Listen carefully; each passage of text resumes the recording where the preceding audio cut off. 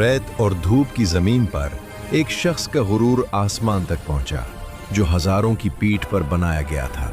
लेकिन क्या होता है जब वो गुरूर मिट्टी में मिल जाता है? हजारों साल पहले मिस्र पर एक सख्त और घमंडी बादशाह हुकूमत करता था, जिसे लोग फिरौन कहते थे।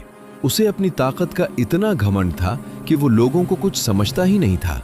फिरौन ने अपनी शान के लिए बहुत बड़े एहराम और महल बनवाने का हुक्म दिया। इन इमारतों को बनाने के लिए गुलाम रोज दिन भर धूप, प्यास और थकन झेलते। बड़े बड़े पत्थर को रस्सी से बांधकर खींचते, और अगर कोई थक कर रुक जाए तो फौज फौरन चीख कर कहती, तेज काम करो, फिरौन का हुक्म है। फिरौन अपने ऊंचे महल से सब देखता, मगर लोगों की तकलीफ उसे बिल्कुल महसूस नहीं होती थी। उसे लगता था उसका नाम और इमारतें हमेशा रहेंगी। आज हजारों साल बाद भी एहराम मिस्र खड़े हैं, मगर फिरौन खुद सिर्फ एक सबक बन गया। जुल्म कितना भी बड़ा हो, आखिर में मिट्टी ही बन जाता है।